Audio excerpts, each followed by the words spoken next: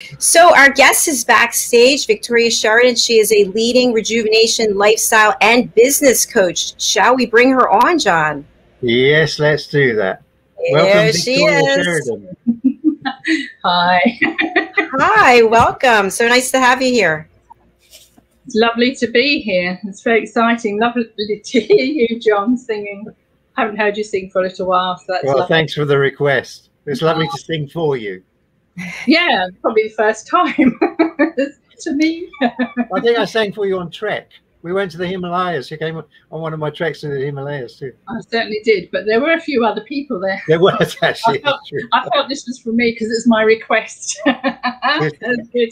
This is true. It was your first request, personal one. Yeah, it was very uplifting actually, because that's how I like to make people feel. You know, the way you felt and the way you were talking afterwards about how you capture that moment. I feel like that nearly every day because I walk in the sunshine, even if it's raining. I feel like it's sunshine. I love nature. And I just think that's also a little piece of heaven that you mentioned. You know, John Denver captured a little piece of heaven there. I was going to ask you, what made you, out of all the songs you could have chosen, why did you choose that one? There's so many songs, aren't there, Jacalyn, that I think if you're pinned down, you can never choose. But I go with inspiration, and I was inspired. So I really, I thought, well, I spent my childhood, not my childhood, I'm not that.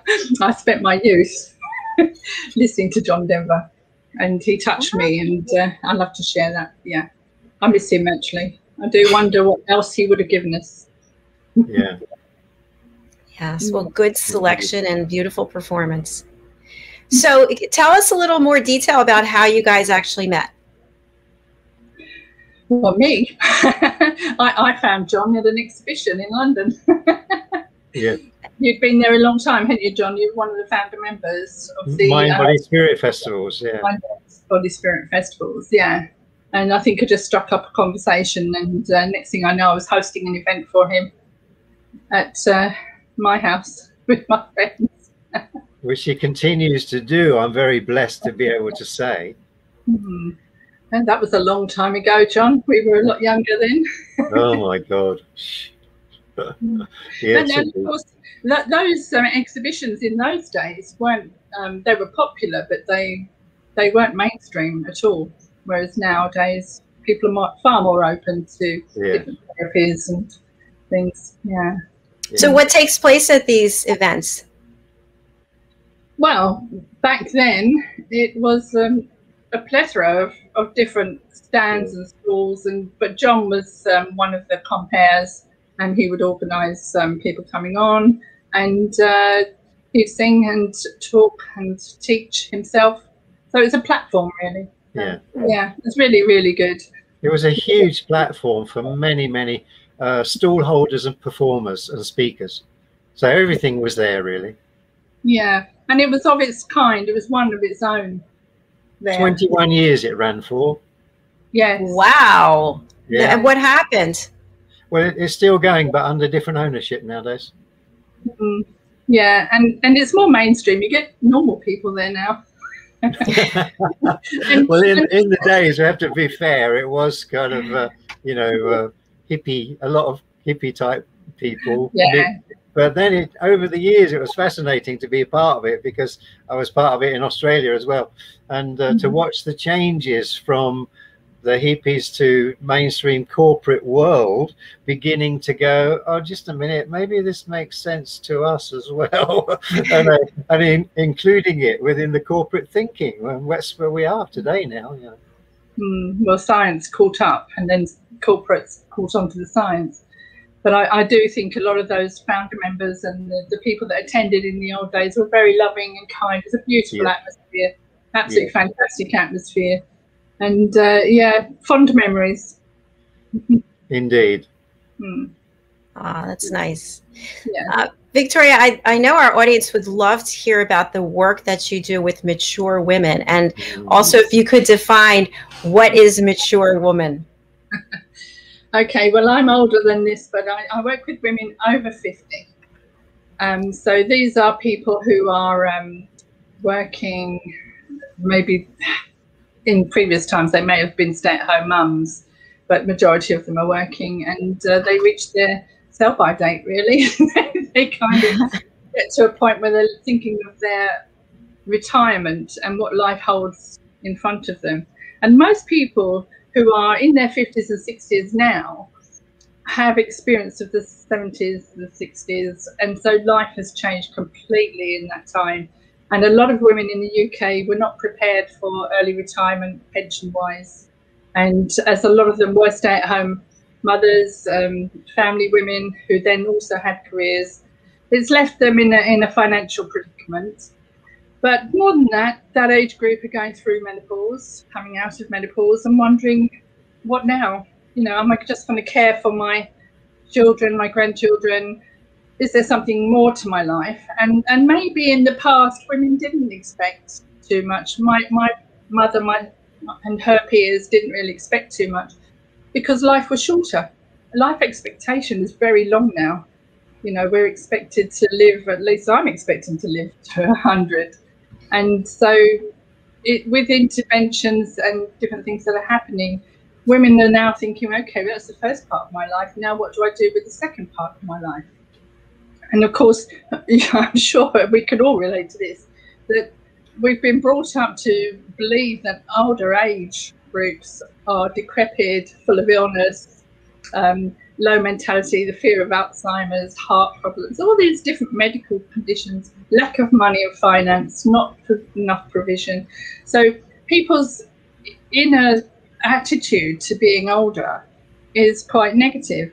And so working with women as I do, it's to rejuvenate them so that they can do what I do, and that's have another teenage life. So I always say, I know it sounds strange, but I came across this term seenager. So it's a senior who's a seenager, and that's exactly how I feel. I realised that when I retired and I wondered what I was doing, I was thinking, well, I feel exactly as I did when I was a teenager. I was scared, but you know, really willing to go forward, but not really knowing how that was going to turn out. But of course, when you're a teenager, you've got a life ahead of you and you have no experience, nothing really to be afraid of yet.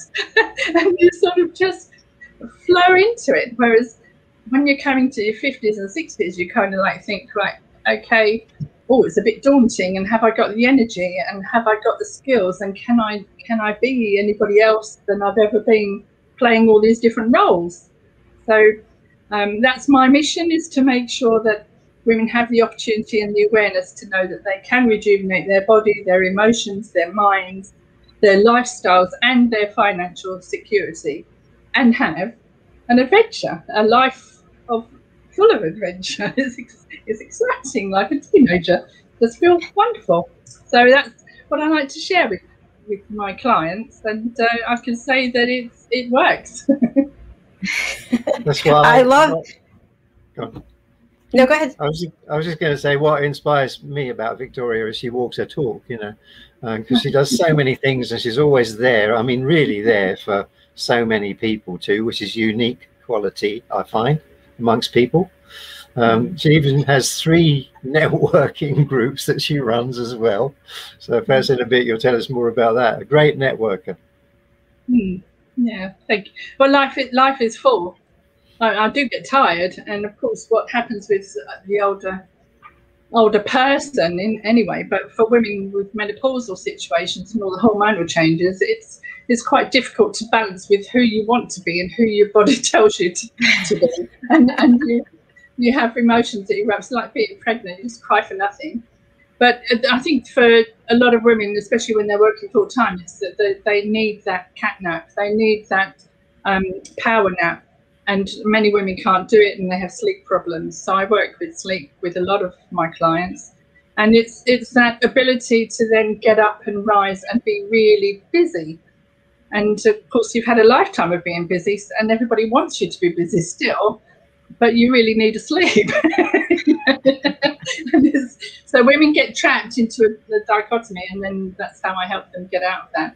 And I do too. You know, to be honest, John, if I'm out putting myself out there physically, emotionally, with people in your face all the time, wanting and needing, And sometimes whether it's just on the laptop and you're on the internet doing that, it's quite exhausting.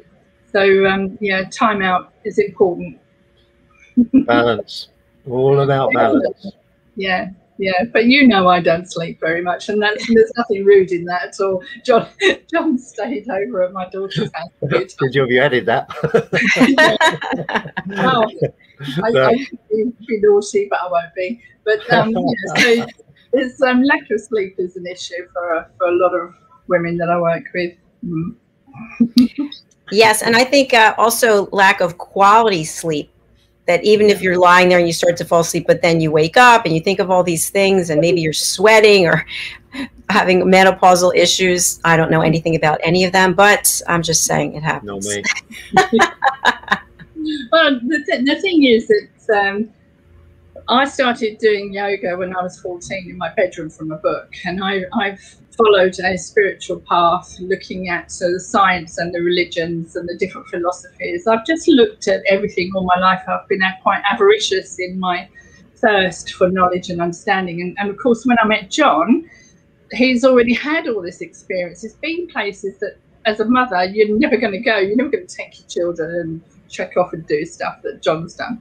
So to learn from other people is really important. And what I found with John, obviously we met in common ground, is he reaffirmed for me as well that meditation is the key to everything. And then when you can meditate, when you have sleepless nights or you wake up, there's a decision to be made whether you want to sleep, and then you can put yourself into an altered state. And so the scientist in me needs to understand how the brain works and how the chemicals work and the different circadian cycles that the body goes through. So I need to understand all of that before I approach my clients with something which is religious or spiritual in nature. But meditation and relaxing the mind and the body is key to having a healthy and wealthy life, making good decisions. Absolutely. Yeah. I think we both agree with you on that, for sure. Victoria, do you work with people from all over the world? I do. Well, they tend to be English speaking. They may be in other countries. I have difficulty, obviously, with other languages, so they are English speaking. But I have clients in Canada, America, Australia, and Europe. And it's fun. I just love this wonderful world that we live in. With all the negativity around, I just think, wow, I'm sitting here talking to you. John's singing to me down this little box. Where's my mind gone from the 70s? When I was looking at this box in the corner that everybody was fighting over and getting up and turning off and on, to here and now when Richard Branson's going up into space, and I'm thinking, yes, I'll be there with you one day. So life is absolutely amazing, but to get other people to understand that is a slow process. And so the coaching I do, I often feel I just touch the tip of the iceberg, and then some people will come back and work with me again because I'm opening doors for people. John says I'm supportive, but I'm driven to share and open doors for people. It's kind of like my life is just all about that. I can't stop. I often think about stopping everything, and then I think, well, no, if somebody did something else, or they did this, or if I gave them that book, so I can't stop. Well, just by coming to your Biz Buzz network groups, I see how many people you put me in front of, and how many people you're in front of, constantly dealing with all those people. And you're a mother of 2 and a grandmother of 3, if I may mention that. 3, yeah. And you do all of that. So apart from the meditation and those skills that you've learned, what would you say is a personal key that really works for you that you would offer your clients? Experience, really, having come through pain and heartache and bereavement. My fiance died when I was 24, and before that I had a very violent relationship with somebody else. So it was kind of like I came from a very loving, nurturing family, and suddenly thought life was just going to open up for me, and it all changed, and it was quite dark for many years. And so coming from that, there's this will to survive, and there's a will to find out why. And the question why is what drives man, I think, mankind, humanity. And it's a fruitless question because you never get an answer. There's too many more questions. Yeah. It's what I give to my clients, I think, is love, whether they recognize it or not. Because what I came to understand was that especially when my partner died, when we were just about to get married, buy a house and everything, and it was all taken away, and he was so young, and it was kind of like, well, where does this take me? What is life and death about? It became very crucial at that time, and the answer is love. And somebody did say to me a long time ago that it's a law of vibrational energy, and I think love is the only thing, and of course love of self.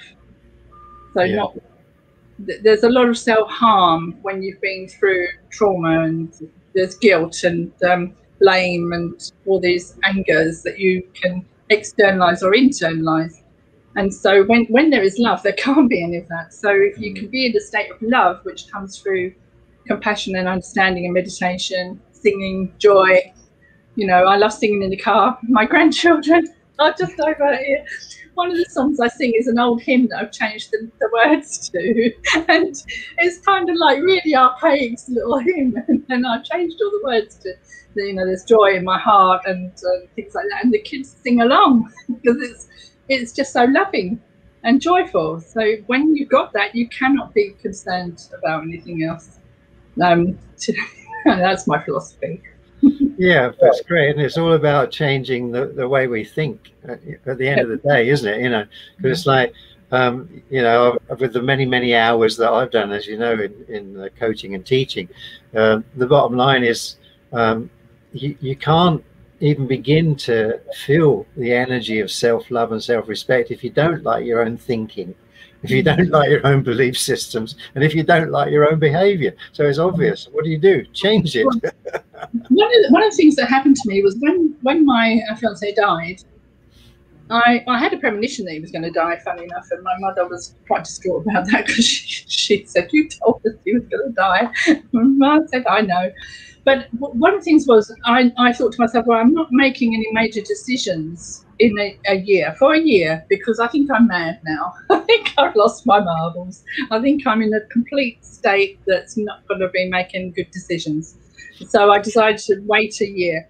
And one of the things I had to do was take my daughter, I had a 2-year-old daughter at the time, I had to take her to nursery, and it was a long walk and a long walk back, and then I would go back and get her and go back. And every time I walked her to and fro, I made a pact that I would change my thinking. I would watch my negative thoughts and self-pity and all these things, and I would just change them.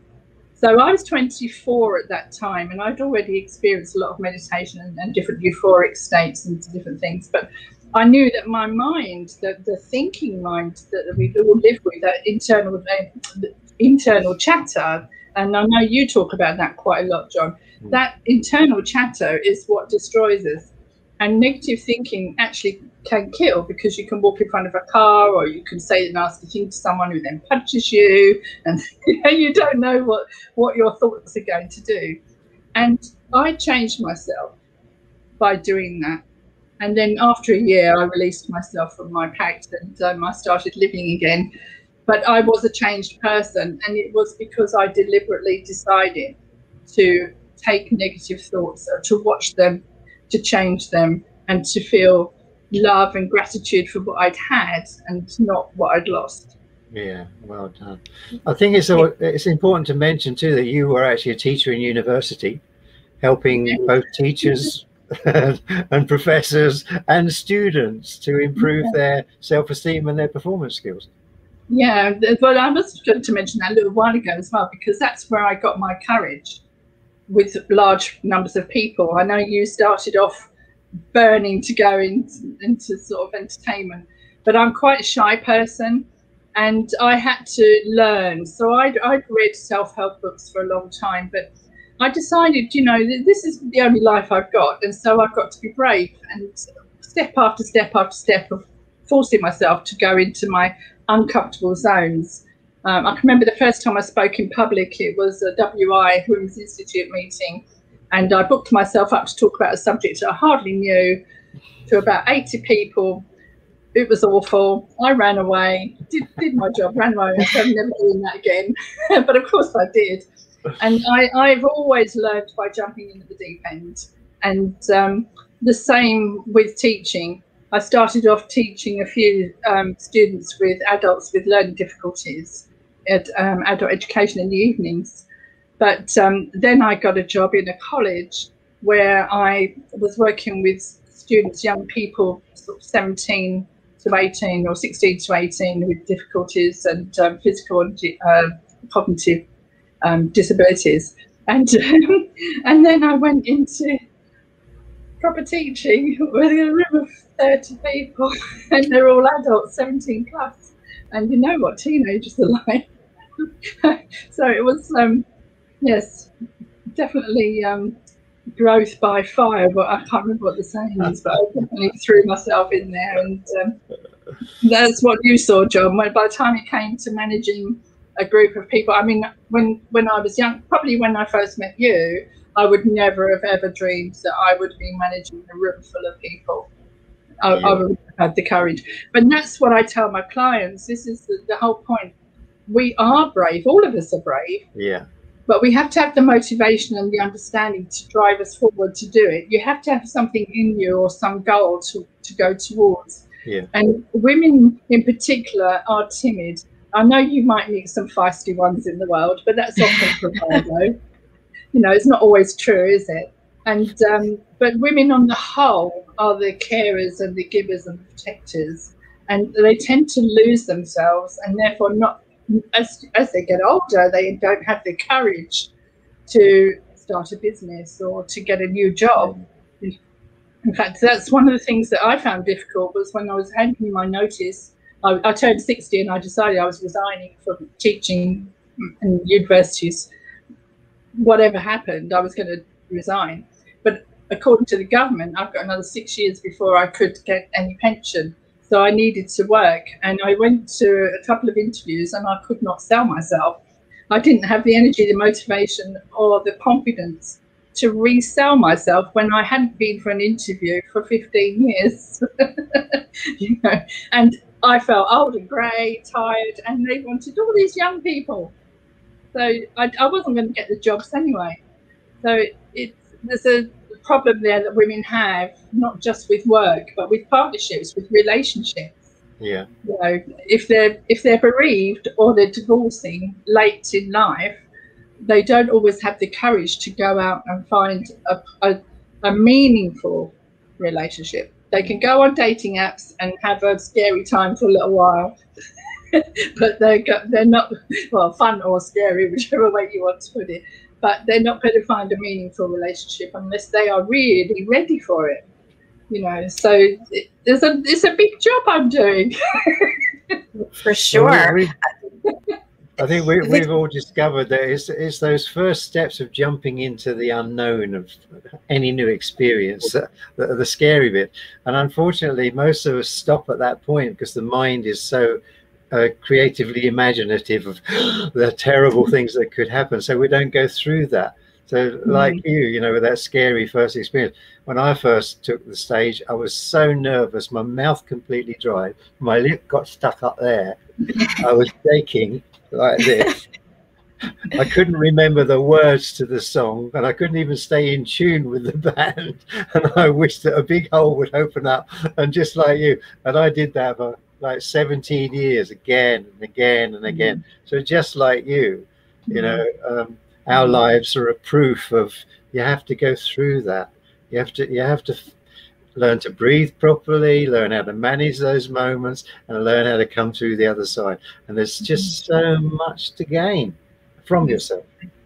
Yes, and also coming back to business, you know, one of the ways that women can secure their financial security is to either have other income streams or to go back to a job or something they love. And a friend of mine recently, she's a solicitor, she's just left her company and started her own because you can manage your own diary. And as you get older, coming back to the sleep problems and the energy issues, you need to manage your own diary, but you need to be able to summon enough money to live on.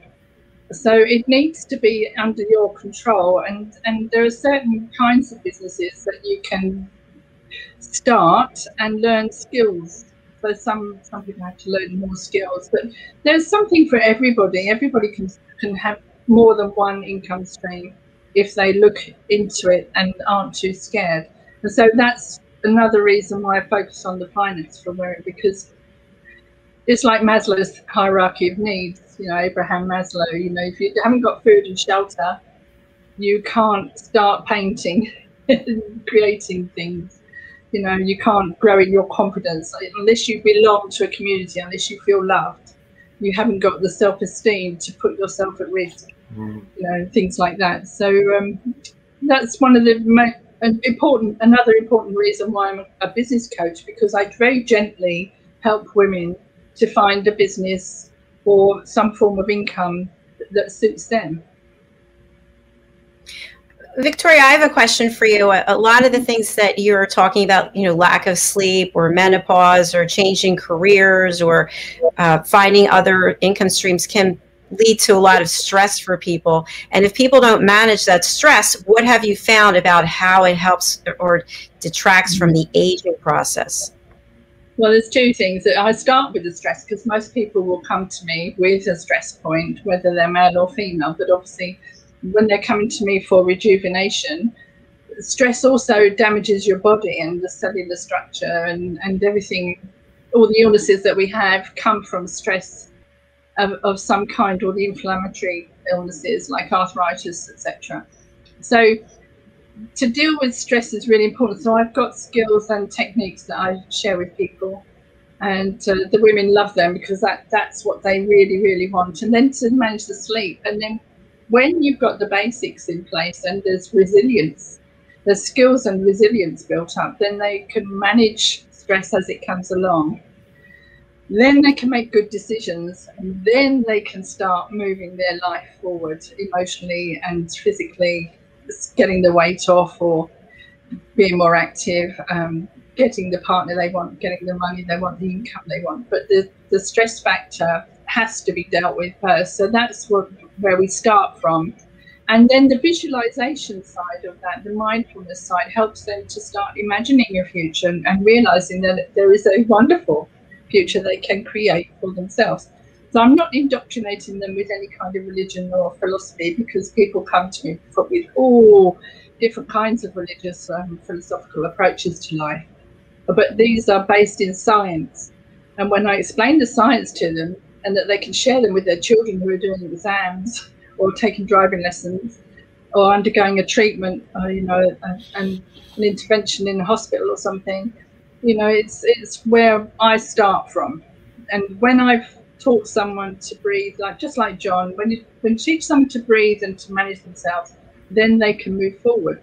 But of course, coming back to your other point, is that when you've got cellular health, because you're breathing and relaxing and your body is in harmony and you're in a good condition, your body wants to go to its normal state and it'll start replenishing itself, because everything in the body replenishes itself anyway. You know, you get a new skeleton every 7 years. So arthritis should not exist. It's the memory that creates the consistent nature of the disease, etc. So I go as deep as the client needs to go. Some people just don't want to go there. They don't want that. But they will still have the results of looking better, having better health and skin and hair, and having more vitality. And then quality of life comes from that. I hope that answers that question a little bit. Very good. Very good. Absolutely. Yeah, that was great. Thank you. Thank you. Well, we are actually at the end of our show, believe it or not. It has just flown by. And Victoria, we have been streaming your information across the bottom of the screen, but for people who are listening on the radio, what's the best way to get in touch with you, and who should reach out to you? Lovely. Well, if you're a woman over 50, and you can be up to 70 and older, because I still work with older women, we can still move life forward. It doesn't stop. Let's get together on Victoria Sheridan. Sorry, it's at the bottom, isn't it? VictoriaSheridanCoach.com, and you can contact me at Victoria and come and say hello. Just send me a message, or you'll find me on Facebook under Victoria Sheridan Coach. And The Secret Calm is another page that I've got, which is about meditation techniques and relaxation techniques. So yes, if you're a woman who's having any of the issues or have any questions, even if you've just got a question or you're thinking of someone who could benefit from speaking with me, then I can go through what I offer and we can find out if it's a good fit. But I'm happy to help. As John says, I can't say no to someone. I can't leave you. So if you have something serious that you just want to run past me, I can send you somewhere else, refer you to someone else, or I can work with you and we'll see how it goes. So if you want to make a difference to your life and to be rejuvenated, to be a teenager like me, and you want to come on board, then just contact me at the web address below.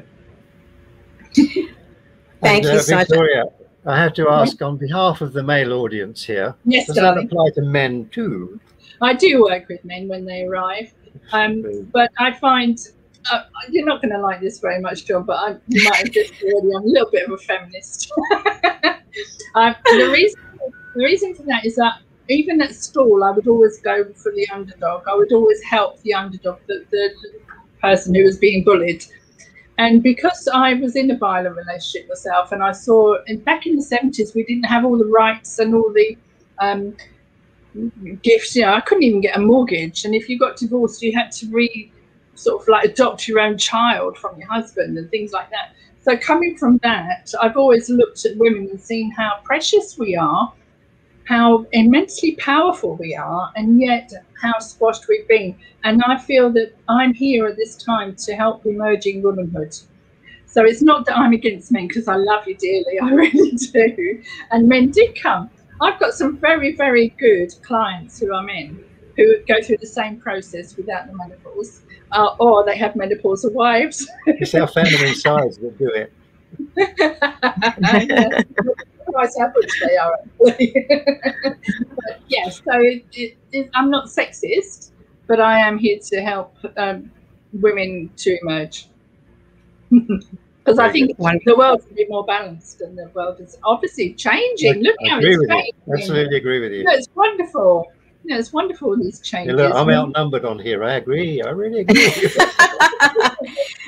You do agree, you don't you? I do truly agree. I think it's wonderful, the beautiful friendship that you guys have too. I really admire that. Well, I hope we're friends now, Jacalyn. It's really lovely to meet you, and for welcoming your show. It's lovely. Well, I know there's so much more that we can learn from you, so I hope you'll come back on this show or one of our other shows, because we're just tapping the surface, really, of all the wonderful things that you do. Yes, I know. It's terrible, isn't it? Thank you so much, though. I can feel the weight of everything I do. Well, thank you. Thanks, Victoria. Thank you. Love to the family and the dog. Yes, the dog. Take the dog for a walk in the sunshine on my shoulder. Enjoy your weekend. Okay, bye-bye. Bye-bye. Thank you. Well, she's quite lovely. Yeah, indeed. Oh, so nice. You have really good friends, and I'm glad that you bring them to our show. Really, I'm so blessed. I truly am. Quality people. Well, that's because you're a quality man. Oh, thank you. So, John, we do have some images here about the work that you do. Can you share some more about what we're looking at here? Sure. So this is my free ebook on how to develop intuitive intelligence. And I think that's something that we really need to pay a lot of attention to nowadays, because just the normal left-right brain activity is not sufficient to get us through many of the things that we're dealing with. So there's a fabulous quote by Einstein, it's my favorite quote, and he said, "The intuitive mind is a sacred gift, and the rational mind is a faithful servant. We have created a society that honors the servant and has forgotten the gift." So that's why I put so much attention on helping people to develop and trust that intuitive voice behind all the other voices. So important. Yes, it is. I agree. How about this? And I contributed this book along with 11 other writers and storytellers. Yeah, and this is available on Amazon. Life's Shift Stories. It's about the moments when our lives will turn around. And more? And this is my online training program, which I'm thoroughly enjoying doing with people from around the world. So if anybody's interested, it's Skills for Life Balance. And it's a combination of the things that I've learned that really have worked for me and worked for my clients. And that's a balance between understanding our spiritual nature, intuitive spiritual nature, and also how to be in the marketplace and to use all of your skills to the best of your ability. So if you'd like to know more about that, you can get in touch with me, John at Life Balance Portal, website www.lifebalanceportal.com, and also on the website you can find my CDs too. So it's a bit better than singing through a laptop. Thank you so much, John. And I'm looking forward to catching up with you. I know you have some plans for the weekend. I hope everything goes well. And I hope the sunshine stays on your shoulders, as I know it will. It sure does. Even when it's not out. It's only behind that cloud. Always remember that. You know, when those negative thought comes in, the light's always just behind them. And put that fear to the side and make fear your friend, right? And work through the fear. Yeah, that's the key. Yeah, we should talk a lot more about that one day. The difference between love and fear as energies. All right, let's do that. Yeah, cool. All right. Thank you again for being here, John. Thank you, Dr. Jacalyn. See you next Friday. See you next week. Bye. Bye. Thank you, everyone, for watching. We really appreciate you being here as we continue to grow our network and audience. Our next show is coming up. It is A Better You, our 83rd episode. And this week, our guest expert presenter is Daphne DeLucci. So stay tuned. We'll be back shortly. I think we'll be back in about half an hour, and we'll look forward to seeing you then. Until then, I'm going to leave us with a beautiful music video from the debutantes, another sunshine moment for us to share. It's Victoria and Lavinia, the debutantes, and you can see them over on Instagram. So take a look.